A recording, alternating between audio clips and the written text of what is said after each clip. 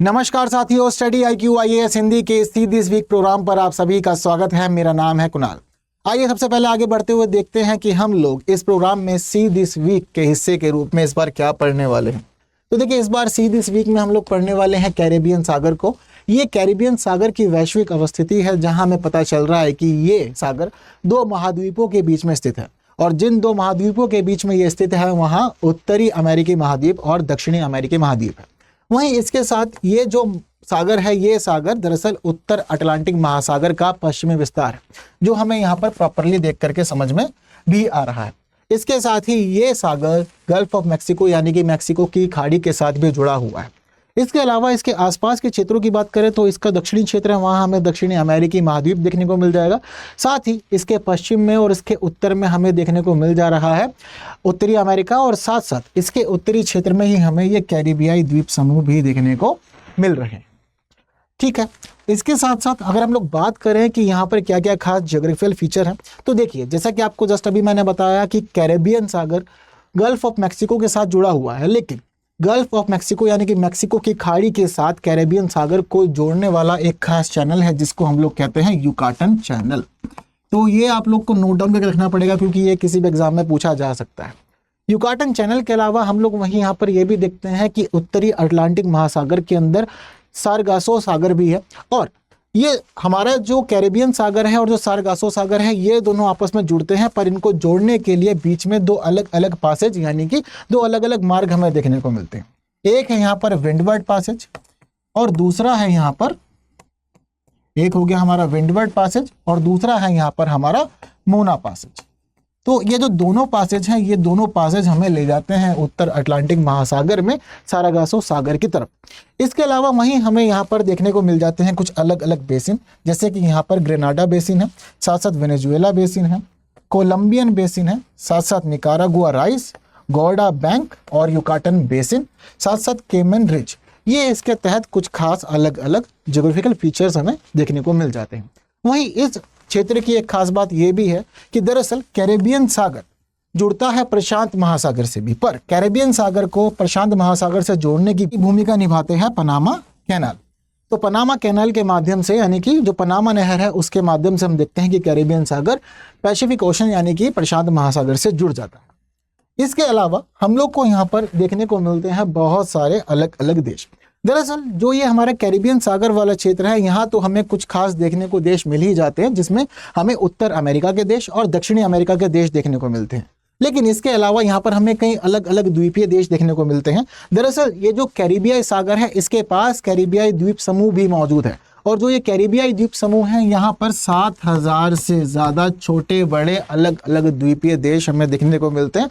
लेकिन यहाँ पर सिर्फ 13 ही ऐसे देश हैं जो स्वतंत्र हैं। इसके अलावा बाकी जो अलग अलग द्वीप हैं वो कहीं ना कहीं किसी और देश के ओवरसीज क्षेत्र यानी कि विदेशी क्षेत्र माने जाते हैं। तो ज़रूरी है कि हम लोग समझें कि यहाँ पर हमारा जो कैरिबियाई सागर है, ये सागर किस किस देश के साथ में जुड़ा हुआ है। सबसे पहले स्थिति समझना शुरू करते हैं हम लोग उत्तर अमेरिका से, उत्तर अमेरिका महाद्वीप से। तो देखिए, हमारा जो यहाँ पर उत्तर अमेरिकी महाद्वीप है, यहाँ हमें पता चलता है कि उसका मैक्सिको, बेलीज, ग्वाटेमाला, होंडुरास, निकारागुआ और पनामा, इसके साथ साथ कोस्टा रिका, ये सारे के सारे जो देश हैं, ये सारे देश वो देश हैं जो उत्तरी अमेरिकी महाद्वीप के हैं और कैरिबियाई सागर के साथ में ये सीमा साझा करते हैं। और हमें पता चल रहा है कि ये सारे के सारे देश कैरिबियाई सागर के या तो पश्चिम में है या फिर दक्षिण पश्चिम में मौजूद है। इसके साथ ही जब हम आगे बढ़ते हैं दक्षिणी अमेरिकी महाद्वीप की तरफ, तो दक्षिणी अमेरिकी महाद्वीप के दो देश, जिसमें पहला है कोलंबिया और दूसरा है वेनेजुएला, ये दोनों के दोनों देश सीमा साझा करते हैं कैरिबियाई सागर के दक्षिण में। इसके अलावा अगर हम लोग बात करें यहाँ मौजूद 13 द्वीपीय देशों की, तो 13 द्वीपीय देशों में पहला नाम है यहाँ पर जैमिका, दूसरा है हैती, तीसरा है यहाँ पर डोमिनिका रिपब्लिक, चौथा है यहाँ पर प्यूर्तो रिको। इसके बाद हमें यहाँ देखने को मिलेगा सेंट किट्स एंड नेविस। आगे बढ़ते हैं तो यहाँ पर एंटीगुआ एंड बारबुडा भी मौजूद है। फिर यहाँ Dominica, Saint Lucia, Saint Vincent and the Grenadines, इसके साथ साथ Grenada, Barbados, Trinidad and Tobago, ये सारे के सारे 12 द्वीपीय देश हमें यहाँ पर इसके पास में देखने को मिल जा रहे हैं। हालांकि इन 12 द्वीपीय देशों के अलावा मैंने आपको क्या बताया था अभी कि यहाँ पर 13 द्वीपीय देश मौजूद हैं जो स्वतंत्र हैं। दरअसल एक और द्वीपीय देश है जिसका नाम है बहामास। वैसे देखा जाए तो ये बहामास कैरिबियाई सागर के द्वीप समूहों का हिस्सा नहीं है, पर फिर भी इसका हिस्सा माना जाता है। तो यहाँ पर मौजूद ये 13वां द्वीपीय देश है इसका। क्लियर है बात सारी की सारी? तो ये सारे के सारे मौजूद देश यहाँ पर है और उसके अलावा हम देखते हैं कि यहाँ क्यूबा भी है। क्लियर है बात सारी? तो ये सारे 13 के 13 द्वीपीय देश जो हैं वो कैरिबियाई सागर से सीमा साझा करते हैं और कैरिबियाई सागर के द्वीप समूह का हिस्सा भी है। अब इन सभी देशों को जानने समझने के साथ ही हम लोग बढ़ते हैं आगे और सबसे पहले यहाँ पर अब ये समझते हैं कि दरअसल ये जो कैरिबियाई द्वीप समूह है, ये द्वीप समूह 3 अलग अलग भागों में विभाजित होता है। अब जिन 3 भागों में इन्हें मोटे तौर पे विभाजित किया जाता है उसमें सबसे पहले हमें देखने को मिलता है ग्रेटर एंटिलेज। इसके अलावा जो दूसरा है यहाँ पर वो है लेसर एंटिलेज और तीसरा है यहाँ पर लुकायन द्वीप समूह, जिसे बहामा द्वीप समूह के रूप में भी जाना जाता है। हालांकि ये मोटे तौर पर इसका विभाजन है, वहीं हमें एक खास चीज और देखने को मिलती है लेसर एंटिलीज के मामले में कि दरअसल लिटिल एंटिलीज को भी 3 अलग अलग भागों में विभाजित किया जाता है, जहां मौजूद है लीवर्ड एंटिलीज, विंडवर्ड आइलैंड और लीवर्ड आइलैंड। तो ये भी हमें यहाँ पर देखने को मिलती है स्थिति। तो इसे भी खासतौर पर याद रखिएगा क्योंकि एग्जाम के पर्सपेक्टिव से ये मामला भी बेहद महत्वपूर्ण और खास है। इसके अलावा अगर हम लोग बात करें यहाँ पर मौजूद कुछ अलग अलग खाड़ियों की कि कौन कौन सी खाड़ी यहाँ पर हमें देखने को मिलती है, तो देखिए दरअसल यहाँ हमें दक्षिणी अमेरिकी महाद्वीप वाले क्षेत्र में देखने को मिल जा रही है गल्फ ऑफ वेनेजुएला यानी कि वेनेजुएला की खाड़ी। आगे बढ़ते हैं तो हमें यहाँ पर गल्फ ऑफ पारिया यानी कि पारिया की खाड़ी भी देखने को मिलती है। इसके अलावा यहाँ पर हमें देखने को मिल जाता है जैमेका चैनल और इसके आगे हमें गल्फ ऑफ होंडुरास भी देखने को मिल जाती है। इन सभी स्थितियों के अलावा हमें यहाँ पर एक खास चीज और देखने को मिलती है जो है गल्फ ऑफ डैरियन यानी कि डैरियन की खाड़ी। अब यहाँ पर हमें 4 अलग अलग खाड़ियाँ देखने को मिल रही हैं। इन 4 अलग अलग खाड़ियों के अलावा हमें यहाँ पर इस्थमस ऑफ पनामा भी देखने को मिलता है जो अपने आप में बेहद खास है और इम्पॉर्टेंट भी है। इसके अलावा एक खास चीज और हमें यहाँ पर 2 द्वीपीय देशों के बारे में देखने को मिल रही है जो हैती और डोमिनिका रिपब्लिक है। दरअसल जो हैती और डोमिनिका रिपब्लिक है ये दोनों ही हिस्पैनियोला के ऊपर अवस्थित है। तो ये चीज़ भी आप लोग को याद रखनी पड़ेगी क्योंकि कई बार ये भी पूछ ली जाती है। क्लियर है बात सारी? तो ये सारी की सारी जो खाड़ियाँ यहाँ मौजूद हैं सभी इंपॉर्टेंट है, आपको लोग को नोट डाउन करके रखनी है। इसके अलावा इस क्षेत्र में हमें एक खास चीज़ और देखने को मिल रही है, वो है यहाँ पर एक मौजूद नदी। दरअसल इस क्षेत्र में गिरने वाली एक प्रमुख नदी है जो दक्षिणी अमेरिकी महाद्वीप से आकर कैरिबियाई सागर वाले क्षेत्र में गिरती है और उस नदी का नाम है मैग्डेलेना नदी। तो ये जो मैग्डेलेना नदी है आप लोगों को याद रखनी पड़ेगी, आने वाले एग्जामिनेशंस के हिसाब से कहीं पे भी इसको पूछा जा सकता है। एक प्रमुख है और अपने आप में इंपॉर्टेंट भी है। तो ये सारी के सारी जो महत्वपूर्ण स्थितियां हैं यहाँ पर वो मैंने आप लोग को यहाँ पर अभी क्लियर कर दी है। ठीक है, इसी के साथ आगे बढ़ते हुए अब हम लोग के पास में एक प्रश्न आ गया है। तो प्रश्न में हम लोग से पूछा गया है कैरेबियन सागर के संदर्भ में निम्नलिखित युग्मों पर विचार कीजिए। ठीक है, अब कैरेबियन सागर का मामला है और युग्म दे दिया है हमें यहाँ पर 3। पहले में दे रखा है एरानीकिल्लो, संरचना ये एक झील है, मैसो अमेरिकन प्रवाल भित्ति और केमन एक गर्त। अब पूछा गया है कि जो जो नाम है क्या वे वही संरचनाएं हैं जो यहाँ पर दी गई हैं, पूछा गया है। तो हम देखते हैं, सबसे पहले बात करते हैं एनरीकिल्लो की। क्या एनरीकिल्लो एक झील है? तो देखिए इस प्रश्न के मामले में पता चलता है कि जो पहला युग्म है ये बिल्कुल सही सुमेलित है क्योंकि एनरीकिल्लो एक झील ही है। दरअसल ये झील डोमिनिकन रिपब्लिक क्षेत्र के अंदर सबसे बड़ी झील है और वहां हमें पता भी चलता है कि डोमिनिकन रिपब्लिक की सबसे बड़ी झील होने के साथ साथ ये पूरे के पूरे क्षेत्र के मामले में भी काफी ज्यादा खास हो जाती है। इसके अलावा हम दूसरी स्थिति यहाँ देखते हैं मैसो अमेरिकन की है। अब ये मैसो अमेरिकन क्या एक प्रवाल भित्ति है? तो बात बिल्कुल ठीक है कि मैसो अमेरिकन एक प्रवाल भित्ति है और दरअसल ये प्रवाल भित्ति उत्तरी अमेरिकी महाद्वीप के कुछ खास देशों के साथ में जुड़ी हुई है, जिसमें हम देखते हैं कि मेक्सिको का नाम शामिल है, बेलीज का नाम शामिल है, ग्वाटेमाला का नाम शामिल है और ये प्रवाल भित्ति इन चारों देशों के साथ लगभग 1000 किलोमीटर की सीमा साझा करती है। वहीं बात करें केमेन की तो ये बिल्कुल केमेन एक गर्त है यानी कि तीसरा युग्म भी सही है और दरअसल जो केमेन गर्त है ये जमैका और केमेन द्वीप समूह के बीच में मौजूद है और ये इस पूरे के पूरे क्षेत्र में सबसे गहरा बिंदु माना जाता है जिसकी गहराई लगभग 7686 मीटर है। ठीक है, तो ये चीज़ें थोड़ी सी खास है, याद रखिएगा। तो इस हिसाब से अब तीनों के तीनों ही सही सुमेलित है तो पता चलता है कि प्रश्न का उत्तर क्या हो जाएगा, सी, सभी 3 सही है। अब हम लोग इन सभी चीज़ों को चाहे तो बिल्कुल इस मैप के ऊपर भी देख सकते हैं, जैसे कि सबसे पहली बात हुई थी हम लोग के साथ में एनरीकिल्लो की।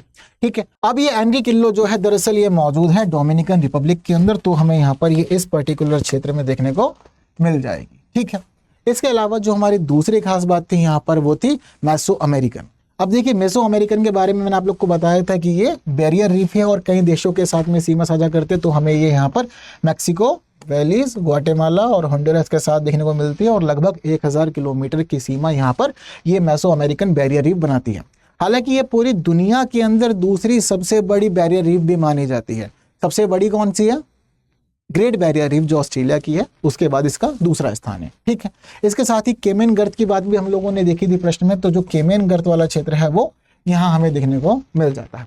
क्लियर है बात सारी? जमैका और केमेन आइलैंड्स के बीच में ये स्थित है। चलिए इसी के साथ बढ़ते हैं और आगे बढ़ते हुए हम लोग और चीज़ों को थोड़ा अच्छे से समझना शुरू कर देते हैं। तो आगे अब हमें समझना है एक और प्रश्न। हमारा यहाँ जो दूसरा प्रश्न है वो प्रश्न कह रहा है कि निम्नलिखित कथनों पर विचार कीजिए। कैरेबियन सागर कर्क रेखा पर स्थित है। कैरेबियन सागर मैक्सिको की खाड़ी के उत्तर में है। युकाटन चैनल कैरेबियन सागर और मैक्सिको की खाड़ी के संगम पर है। अब देखिए काफी चीजें मैंने आप लोग को बताई। सबसे पहला प्रश्न हमसे कह रहा है कि कैरेबियन सागर कर्क रेखा पर स्थित है। क्या एक्चुअल में ऐसा है? तो देखिए दरअसल हम लोग अगर मानचित्र को देखते हैं तो मानचित्र के हिसाब से हमें एक खास चीज ये पता लगती है कि जो कर्क रेखा है वो कर्क रेखा क्यूबा के दरअसल थोड़ा सा ऊपर से ही गुजर जाती है। अब क्यूबा के थोड़ा सा ऊपर से गुजर रही है तो इसका अर्थ क्या हुआ कि जो कैरिबियाई सागर है वो इसके दक्षिण में मौजूद है। लेकिन हमारा प्रश्न यहाँ पर कह क्या रहा है? तो हमारे प्रश्न का यहाँ पर कहना यह है कि कैरेबियन सागर कर्क रेखा पर स्थित है। तो क्या ये सही है? बिल्कुल भी नहीं। तो यहाँ पर हमारा ये जो स्टेटमेंट है ये स्टेटमेंट गलत हो जाता है। ठीक है, कैरेबियन सागर मैक्सिको की खाड़ी के उत्तर में है। क्या ये कभी पॉसिबल हो सकता है? क्योंकि अभी जस्ट हम लोगों ने ये सभी चीजें पढ़ी हैं कि कैरेबियन सागर के उत्तर में मैक्सिको की खाड़ी है जिसको जोड़ता है युकाटन चैनल। यही तो हम लोगों ने पढ़ा था। पर यहाँ पर ऑपोजिट कह रहा है कि कैरेबियन सागर मैक्सिको की खाड़ी के उत्तर में है, तो ये स्टेटमेंट भी हम लोग का गलत हो जाता है। इसके बाद तीसरा स्टेटमेंट है युकाटन चैनल कैरेबियन सागर और मैक्सिको की खाड़ी के संगम पर है। ये जस्ट लाइन मैंने अभी आपको बताई ही है कि मैक्सिको की खाड़ी और कैरेबियन सागर को जोड़ने का काम तो युकाटन चैनल ही करता है। ये वाला स्टेटमेंट हमारा ठीक है। तो पता क्या चल रहा है कि उपयुक्त में से कितने कथन सही हैं? केवल एक ही कथन सही है, यानी कि प्रश्न का उत्तर ए रहे। ठीक, चलिए इसी के साथ बढ़ते हैं आगे और आगे बढ़ते हुए अब हम लोग आ जाते हैं मैप इन न्यूज़ में। तो अब हम लोगों ने सीधी इस वीक को अच्छे समझ लिया। मैप इन न्यूज़ की शुरुआत करेंगे हम लोग एक प्रश्न के साथ में, क्योंकि जब पिछली क्लास समाप्त हुई थी तो मैंने आप लोग के पास में एक प्रश्न छोड़ा था। काफ़ी सारे लोगों ने कमेंट में आंसर भी दिया था प्रश्न का। आइए उस प्रश्न को यहाँ पर सबसे पहले देख लेते हैं और आज की क्लास में भी आप लोग को एक प्रश्न मिलेगा, तो ज़रूरी है कि आप लोग उस प्रश्न का उत्तर ज़रूर दें। ये मैटर नहीं करता कि हर व्यक्ति सही उत्तर ही देगा, बट उत्तर देना मैटर करता है यहाँ पे। ठीक है, तो आइए अब दरअसल इस प्रश्न को समझते हैं कि इसका क्या कहना है। तो अफ्रीकी देश केन्या अवस्थित कहाँ पर है, हमसे ये पूछा गया है, क्योंकि लास्ट क्लास में हम लोगों ने केन्या की बात बहुत अच्छे से की थी। अब इसकी अवस्थिति के लिए कह रहे हैं कि ये भूमध्य रेखा और मकर रेखा के बीच है, भूमध्य रेखा और कर्क रेखा के बीच है, भूमध्य रेखा पर अवस्थित है और कर्क रेखा पर अवस्थित है। तो देखिए दरअसल इस प्रश्न का सही उत्तर है सी, कि जो केन्या है ये केन्या भूमध्य रेखा पर अवस्थित है और लगभग केन्या के बीच से ही गुजर जाती है भूमध्य रेखा। अब इस स्थिति को हम लोग मानचित्र पे भी समझ सकते हैं, यहाँ पर आप लोग को और अच्छे से क्लियर हो जाएगा। तो अफ्रीका हमें यहाँ पर देखने को मिल जा रहा है। अब देखिए हम बात कर रहे हैं केन्या की और केन्या यहाँ मौजूद है और इसके बीच से ही लगभग आप लोग को ये रेखा देखने को मिल जा रही होगी। अब देखने वाली बात यहाँ पर एक खास ये भी है कि दरअसल अफ्रीका महाद्वीप के ऊपर 7 ऐसे अलग अलग देश हैं जिनके ऊपर से ही ये रेखा गुजर जाती है, यानी कि भूमध्य रेखा गुजर जाती है। तो केन्या के अलावा जरूरी है कि आप लोग को उन बाकी देशों का नाम भी पता हो। तो केन्या के अलावा बचे हुए 6 देश कौन से हैं? तो देखिए यहाँ पर आ जाएगा सोमालिया। ठीक है, सोमालिया के बाद हम लोग देखते हैं कि यहाँ दूसरा देश तो केन्या ही है। ठीक है, टोटल 7 देश है यहाँ पर जिनके ऊपर से ये भूमध्य रेखा गुजरती है। तीसरा है यहाँ पर युगांडा और चौथा है यहाँ पर डेमोक्रेटिक रिपब्लिक ऑफ कांगो। वहीं 5वां है यहाँ पर कॉन्गो रिपब्लिक और इसके बाद हम लोग देखते हैं कि छठा है यहाँ पर गैबोन और 7वां है साओ टोमे और प्रिंसिप। तो ये 7 अलग अलग देश हैं जो फिलहाल जुड़ जाते हैं यहाँ पर भूमध्य रेखा से। क्लियर, नोट डाउन कर लीजिएगा, ये भी खास है और इंपॉर्टेंट है आप लोग के एग्जाम के लिए। आइए आगे बढ़ते हैं और समझते हैं हमारी आज की क्लास के मैप इन न्यूज़ को। तो आज हम लोग को क्या पढ़ना है अपनी क्लास के अंदर? आज हम लोग को पढ़ना है हिमाचल प्रदेश। क्यों पढ़ना है? क्योंकि हिमाचल प्रदेश के कुल्लू में 4 दिनों के भीतर ही 2 बार भीषण आग लगी है और इसमें 25 के करीब मकान जल गए के खाक हो गए हैं और साथ साथ 100 से ज़्यादा लोग बेघर भी हो गए। तो ज़रूरी है कि एक बार इससे जुड़ी हुई सभी चीज़ों को हम लोग बेहतरीन तरीके से समझ के आगे बढ़े। सबसे पहले समझ लेते हैं हम लोग हिमाचल प्रदेश की अवस्थिति। भारत के उत्तरी क्षेत्र में ये मौजूद है।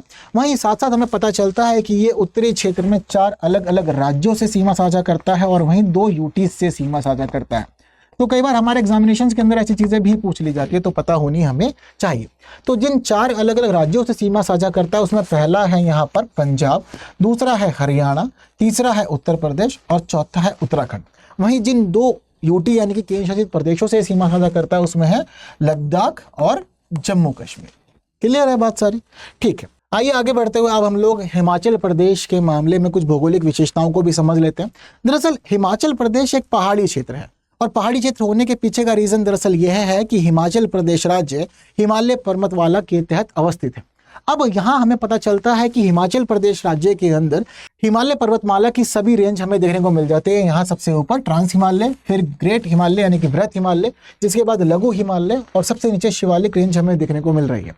अब जब हम ट्रांस हिमालय वाले क्षेत्र को देखते हैं तो यहाँ पता चलता है कि हिमाचल प्रदेश के अंदर दरअसल जास्कर रेंज का विस्तार हो रहा है।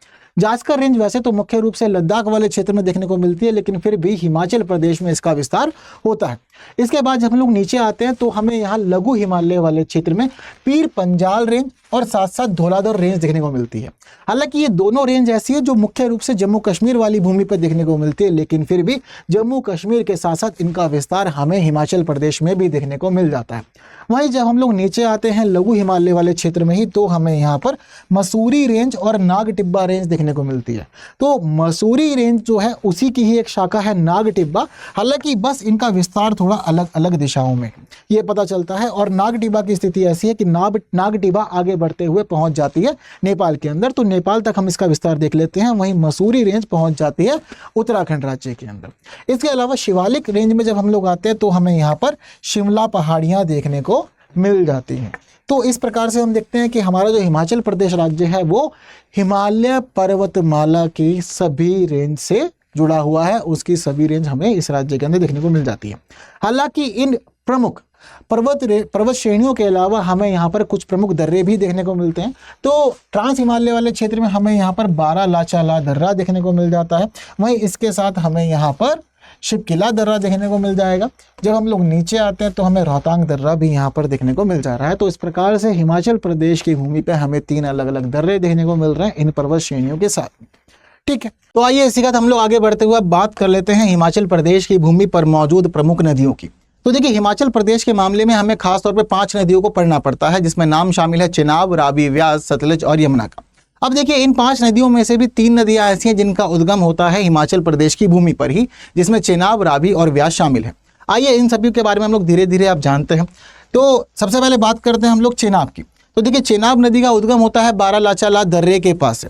बारालाचाला दर्रे के पास से उद्गम होने के बाद ये नदी सबसे पहले हिमाचल प्रदेश में अच्छा खासा रास्ता तय करती है। हिमाचल प्रदेश में बहने के बाद ये नदी पहुंच जाती है जम्मू कश्मीर और फिर जम्मू कश्मीर में अपना सफर तय करने के बाद ये नदी पहुंच जाती है पाकिस्तान। जिस समय पाकिस्तान में ये नदी बह रही होती है उस दौरान सबसे पहले हम देखते हैं कि इसमें एक प्रमुख नदी झेलम आकर के विलीन होती है, जिसके बाद जब चिनाब आगे बढ़ती है तो रावी नदी भी आकर के इसी में ही मिल जाती है। और इसी के साथ जब चिनाब नदी आगे बढ़ती है तो ये जाकर के मिल जाती है सतलुज में। ठीक है, तो यहाँ पर हमें ये सभी चीज़ें देखने को मिल रही है। और बाद में जब हम देखते हैं कि चिनाब जाके सतलुज में मिल जाती है तो सतलुज आगे बढ़ते हुए मिठानकोट वाले स्थान पर मिल जाती है सिंधु से। तो ये रही है पूरी की पूरी स्थिति चिनाब की। चिनाब के अलावा हम लोग बात करते हैं दूसरी यहाँ की खास नदी रावी नदी की। तो देखिए रावी की स्थिति ऐसी है कि इसका उद्गम होता है हिमाचल प्रदेश की भूमि पर। अब यहाँ जब इसका उद्गम हो जाता है तो उद्गम के बाद सबसे पहले हिमाचल प्रदेश में ये बहती है। हिमाचल प्रदेश में बहने के बाद ये प्रवेश करती है पंजाब में और पंजाब के बाद ये बहती है पाकिस्तान में और पाकिस्तान में बहते हुए ये आकर के चिनाब नदी से मिल जाती है। इसके यहाँ पर हम लोग देख रहे हैं कि तीसरी नदी जो हिमाचल प्रदेश की भूमि से निकलती है वो ब्यास नदी है। ब्यास नदी हिमाचल प्रदेश में इसका उद्गम होता है पीर पंजाल रेंज के दक्षिणी छोर पर रोहतांग दर्रे के पास। तो अब स्थिति यहाँ ब्यास की ऐसी है कि हिमाचल प्रदेश में बहती है। हिमाचल प्रदेश में बहने के बाद ये पहुँच जाती है फिर सीधा पंजाब में और पंजाब में बहने के बाद हम लोग देखते हैं कि ये आके मिल जाती है सतलज नदी से। ठीक है, इसके बाद अब हम लोग बात करते हैं सतलज की। तो देखिए सतलज की स्थिति ऐसी है कि इसका उद्गम हिमाचल प्रदेश से नहीं होता। दरअसल ये एक प्रकार से तिब्बती नदी है। इसका उद्गम तिब्बत में होता है। तिब्बत में उद्गम होने के बाद शिवकिला दर्रे से ये प्रवेश कर जाती है हिमाचल प्रदेश के अंदर, यानी कि शिवकिला दर्रे से इसका प्रवेश भारत में हो जाता है। ये सबसे पहले हिमाचल प्रदेश में बहती है भारत में आने के बाद में, और हिमाचल प्रदेश से बहते हुए ये पहुंचती है पंजाब। पंजाब की भूमि पर ब्यास से सबसे पहले जल ले लेती है। खासतौर पर हमें यहाँ पर ये देखने को मिल रहा है प्रमुख नदी के मामले में। और फिर ये नदी आगे बढ़ती है और पंजाब के बाद प्रवेश कर जाती है पाकिस्तान में, और पाकिस्तान में बहते हुए ये सतलज आकर के मिठानकोट में मिल जाती है सिंधु नदी से। ठीक है, तो ये खास वो नदियां हैं जो हमें सिंधु नदी तंत्र के मामले में पढ़नी होती है। तो आइए इसी के साथ अब हम लोग बात कर लेते हैं आगे बढ़ते हुए एक और नदी यमुना की। तो देखिए, यमुना नदी दरअसल सिंधु नदी तंत्र का हिस्सा नहीं है, इसलिए हम लोग इसको थोड़ा सा अलग से पढ़ेंगे। सिंधु नदी तंत्र का हिस्सा नहीं होने के कारण इसकी स्थिति थोड़ी सी हमें अलग देखने को मिलती है। अब देखिए, जो हमारी ये यमुना नदी है, यमुना नदी का उद्गम होता है उत्तराखंड की भूमि पे, और उत्तराखंड की भूमि पर इसका उद्गम होता है यमुनोत्री से, जो मौजूद है बंदरपूछ पहाड़ियों के दक्षिणी ढलान पर। अपने उद्गम के बाद ये नदी सबसे पहले उत्तराखंड में अपना सफर तय करती है। उत्तराखंड में सफर तय करने के बाद ये नदी हिमाचल प्रदेश की सीमा से बहते हुए आगे बढ़ती है, और हरियाणा और साथ साथ उत्तर प्रदेश की सीमा पर बहते हुए ये नदी आगे उत्तर प्रदेश में बढ़ती है, और अंततः इसका जल जाकर के गंगा नदी के साथ में मिल जाता है। तो ये नदी मुख्य रूप से गंगा नदी तंत्र का हिस्सा है, इसी वजह से हमें यहाँ पर ये इस रूप में सब कुछ देखने को मिल जाता है। तो ये सभी बातें याद रखिएगा, एग्जाम के हिसाब से कहीं ना कहीं पूछ ली जाती है, चीज़ों को नोट डाउन करके अपने नोट्स में रखना जरूरी हो जाता है। आइए आगे बढ़ते हैं, और आगे बढ़ते हुए हम लोग देखते हैं एक संभावित प्रश्न जो इस पूरे के पूरे खंड से आप लोग से यूपीएससी पूछ सकता है। तो यहाँ जो प्रश्न है उसमें हमसे पूछा गया है, हिमाचल प्रदेश के संदर्भ में निम्नलिखित कथनों पर विचार कीजिए। तो अभी हम लोगों ने अच्छे से हिमाचल प्रदेश को पढ़ लिया है ना, आइए देखते हैं कि क्या हम लोग इस प्रश्न का उत्तर दे पाते हैं आराम से या नहीं। तो सोलन मशरूम सिटी के रूप में प्रसिद्ध है। खीर गंगा नेशनल पार्क गर्म पानी के झरने के लिए प्रसिद्ध है। Great Himalayan national park UNESCO के विश्व धरोहर स्थलों की सूची में शामिल है। 3 अलग अलग स्टेटमेंट दे दिए और पूछा गया है हम लोगों से कि उपयुक्त में से कितने कथन सही है, हमें ये बताना। सबसे पहले बात करते हैं हम लोग सोलन की। दरअसल सोलन हिमाचल प्रदेश की भूमि पर मौजूद एक जिला भी। अब इस जिले की स्थिति हम लोग को समझने को मिलती है कि ये यहाँ पर मौजूद है। अब सोलन यहाँ पर मौजूद तो है, पर हम लोगों से पूछा गया है कि इसको मशरूम सिटी के रूप में जाना जाता है। क्या ऐसा होता है? तो देखिए, दरअसल जो क्षेत्र है सोलन का, वहाँ पर मशरूम अच्छी मात्रा में उगता है, और इसके साथ साथ हम लोग ये भी देखते हैं कि उत्तराखंड की भूमि के सोलन जिले में मशरूम रिसर्च निदेशालय भी मौजूद है, जो चंबा घाट में है। अब ऐसी स्थिति में ये 2 रीजन है जो इसे मशरूम सिटी के रूप में फेमस करते हैं, मशरूम के शहर के रूप में इसको जनरली हम लोग जानते हैं। तो पहला स्टेटमेंट तो बिल्कुल ही ठीक है अपने आप में। इसके अलावा बात करनी है हमें दूसरे स्टेटमेंट में खीर गंगा नेशनल पार्क की। तो कहा जा रहा है कि यहाँ गर्म पानी के झरने के लिए प्रसिद्ध है। क्या ऐसा है? तो देखिए, जो खीर गंगा नेशनल पार्क है, यहाँ हमें कई गर्म पानी के झरने देखने को मिलते हैं, और जो गर्म पानी के झरने हैं दरअसल उसके पीछे का रीजन है पृथ्वी की भूतापीय ऊर्जा। तो पृथ्वी की भूतापीय ऊर्जा के कारण ये पानी पहले ही गर्म हो जाता है। अब जब ये लोगों के शरीर पे गिरता है तो सभी को बड़ा मजा आता है, इसलिए ये एक इंपॉर्टेंट टूरिस्ट प्लेस बना हुआ है हिमाचल प्रदेश के अंदर खीर गंगा नेशनल पार्क में। इसके बाद जो तीसरा स्टेटमेंट है हमारा, वो है great Himalayan national park UNESCO के विश्व धरोहर स्थलों की सूची में शामिल है। दरअसल ग्रेट हिमालयन नेशनल पार्क अपनी जैव विविधता के लिए बहुत ज्यादा प्रसिद्ध है। इसी वजह से हम लोग देखते हैं कि ये जैव विविधता हॉटस्पॉट के रूप में भी जाना जाता है। तो यूनेस्को ने भी इसको रिकॉग्नाइज किया, और यूनेस्को ने इसे विश्व धरोहर स्थलों की सूची में शामिल कर लिया। तो सभी स्टेटमेंट यहाँ पर सही है। अब इसी वजह से हमारे प्रश्न का उत्तर हो जाएगा सी, सभी 3। क्लियर है बात सारी? तो तीनों ही स्टेटमेंट सही है। आइए इससे जुड़ी थोड़ी सी खास चीज़ हम लोग समझते हैं। तो देखिए, कहाँ पर है सोलन जिला, वो मैंने आप लोग को बता दिया। हालांकि सोलन जिले की एक खास बात ये भी है कि यहाँ पर टमाटर का उत्पादन भी बहुत अच्छी मात्रा में होता है, जिस वजह से इसको रेड गोल्ड के रूप में भी जाना जाता है। किस रूप में जाना जाता है? रेड गोल्ड के रूप में भी इसको जाना जाता है। इसके साथ साथ ही हम लोग एक खास चीज़ और देखते हैं कि जो ये हिमाचल प्रदेश की भूमि है, इस भूमि पर 5 अलग अलग नेशनल पार्क मौजूद हैं। 2 नेशनल पार्क के बारे में तो हम लोगों ने ही पढ़ा है, एक खीर गंगा के बारे में हम लोगों ने पढ़ा है, और वहीं ग्रेट हिमालयन के बारे में हम लोगों ने पढ़ा है। लेकिन यहाँ पर जो टोटल 5 अलग अलग नेशनल पार्क मौजूद हैं, उसमें इंदर किला का नाम शामिल है, खीर गंगा का नाम शामिल है, पिन वैली का नाम शामिल है, ग्रेट हिमालयन का नाम शामिल है, और वहीं हम देखते हैं कि सिम्बलबाड़ा का नाम भी शामिल है। तो ये सभी हिमाचल प्रदेश की भूमि पर मौजूद खास नेशनल पार्क है। ठीक है, इसी के साथ हम लोग आगे बढ़ते हैं और समझते हैं हमारा दूसरा मैप इन न्यूज़। तो अब हमें बात करनी है यहाँ पर जॉर्जिया की। इसके पीछे कई रीज़न है। जॉर्जिया की राजधानी तिबिलिसी में 1 महीने से भी ज़्यादा समय से सड़कों पर विद्रोह की आग भड़क रही है। इसके साथ हम लोग देखते हैं कि गृह युद्ध की कगार पर पहुंचे ये विद्रोह रूस समर्थक नई सरकार के खिलाफ हो रहे हैं। जॉर्जिया के गुडोरी के पहाड़ी रिजॉर्ट में कुल 12 लोग मृत पाए गए, जिनमें से 11 लोग भारतीय थे। WHO ने जॉर्जिया को आधिकारिक रूप से मलेरिया मुक्त घोषित कर दिया है। तो ये सारे रीज़न है जिस वजह से हमें जॉर्जिया को थोड़ा पढ़ना, जानना, समझना चाहिए। तो आइए आगे बढ़ते हुए सबसे पहले हम लोग इसकी भौगोलिक स्थिति को समझ लेते हैं। तो देखिए यहाँ हमें देखने को मिल जा रहा है जॉर्जिया, और जॉर्जिया एशिया और यूरोप दोनों ही महाद्वीपों की सीमा पर अवस्थित एक देश है। अब ये किस किस के साथ सीमा साझा करता है? तो देखिए जॉर्जिया उत्तर में सीमा साझा करता है रशिया के साथ में, हालांकि उत्तर के अलावा ये उत्तर पूर्व में भी रशिया के साथ ही सीमा साझा करता है। वहीं हम लोग देखते हैं कि इसकी दक्षिण में और दक्षिणी पश्चिमी स्थिति जुड़ी हुई है अजरबैजान के साथ में। अजरबैजान के साथ सीमा साझा करने के अलावा हमें यहाँ पर अर्मेनिया भी देखने को मिलता है, जो दक्षिण में मौजूद एक देश है, इसके साथ में जुड़ा हुआ है। अर्मेनिया के अलावा तुर्की भी इसके साथ सीमा साझा करता है, जो हमें यहाँ पर देखने को मिल जा रहा है।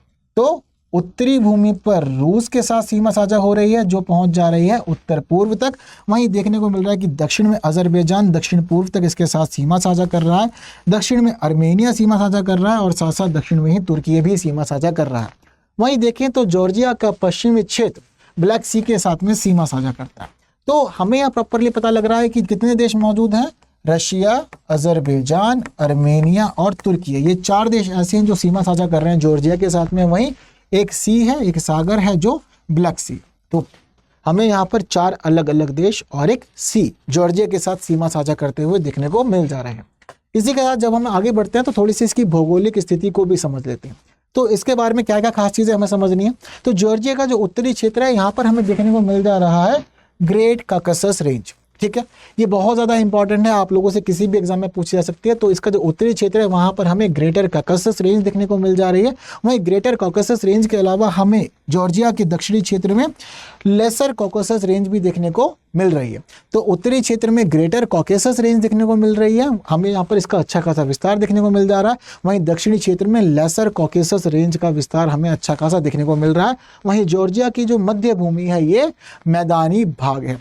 तो ये तीनों ही बातें आप लोग को पता होनी चाहिए, एग्जाम के पर्सपेक्टिव से कहीं भी आप लोगों से ये चीज़ें पूछी जा सकती हैं। वहीं इसी के साथ जब हम लोग आगे बढ़ते हैं तो हमें यहाँ पर इसकी नदी भी देखने को मिल रही है, और जॉर्जिया के मामले में जो प्रमुख नदी है उसका नाम है कुरा। हालांकि नदियाँ तो हमें काफ़ी सारी देखने को मिल जा रही है, लेकिन जो सबसे प्रमुख है वो कुरा नदी है। और कुरा नदी का उद्गम भी जॉर्जिया में नहीं होता, दरअसल कुरा नदी का उद्गम होता है तुर्की के अंदर, और तुर्की में लेसर कॉकेसस रेंज के दक्षिणी ढलानों से कुरा नदी का उद्गम होता है। जिसके बाद हम देखते हैं कि ये नदी जॉर्जिया में प्रवेश करती है, और वो भी मध्य मैदानी भाग से ही ये प्रवेश करती है।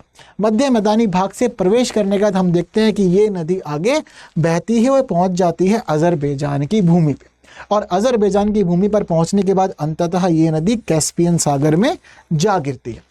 तो किस प्रकार की स्थिति बनी हुई है कुरा नदी की, वो हमें प्रॉपरली यहाँ पर देखने को मिल जा रही है। इसके अलावा कुरा नदी की खास बात यह भी है कि कुरा नदी ट्रांस कॉकेसस क्षेत्र की सबसे बड़ी नदी है।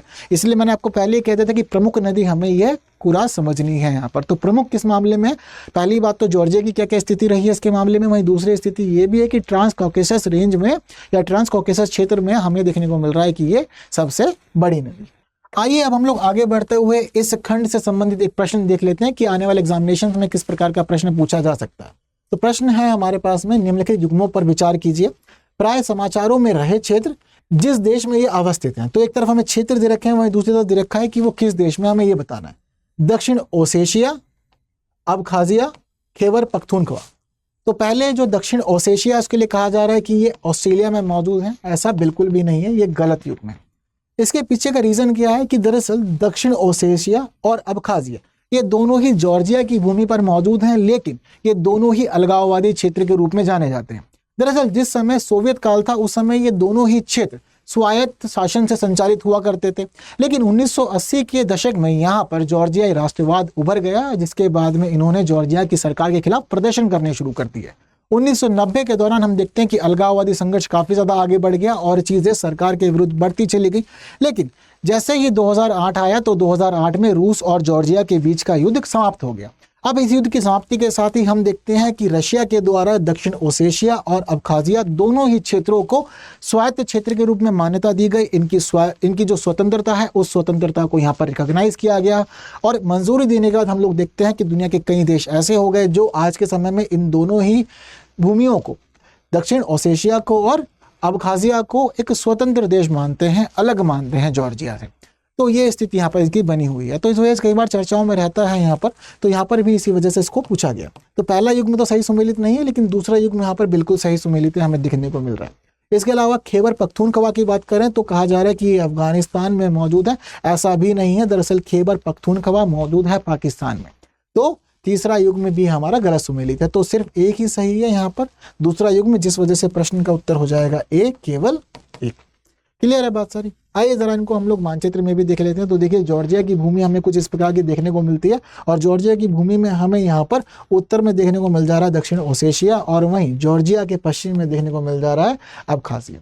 तो याद रखिएगा, इंपॉर्टेंट है। वहीं बात करें खैबर पख्तूनख्वा की, तो देखिए पाकिस्तान की भूमि पर हमें यहाँ पर देखने को मिल जा रहा है खैबर पख्तूनख्वा।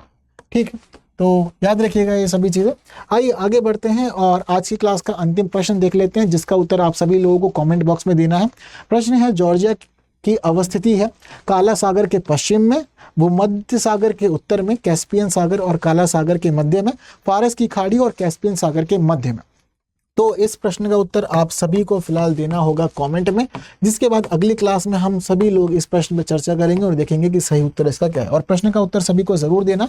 इसके अलावा स्टडी IQ IAS हिंदी हमारा मेन प्लेटफॉर्म है, जहां हम लोग मुलाकात करते हैं। बाकी हम मिल सकते हैं टेलीग्राम पे, इंस्टा पे, फेसबुक पे और एक्स पे। आप इस QR को स्कैन करके पहुंच सकते हैं सीधा मेरे टेलीग्राम चैनल पे। तो आज की क्लास में बस इतनी ही बात करते हैं। जो महत्वपूर्ण बातें आज के मैप इन न्यूज़ प्रोग्राम में होनी चाहिए थी वो हम लोगों ने अच्छे से की है। उम्मीद करता हूं कि आप लोगों को सारी बातें अच्छे से क्लियर हो गई होंगी। बाकी की बातें हम लोग आने वाली और ऐसे ही सेशंस में करेंगे और आप लोगों को ऐसे ही जानकारियां देते रहेंगे और परीक्षा की तैयारियां करवाते रहेंगे। तो बाकी इन्फॉर्मेटिव वीडियोज़ देखने के लिए ज़रूरी है कि आप लोग बने रहें study IQ IAS YouTube channel पर, और बाकी की बातें होंगी आने वाली और क्लासेस में। तब तक के लिए दीजिए मुझे विदा। Thank you so much. जय हिंद।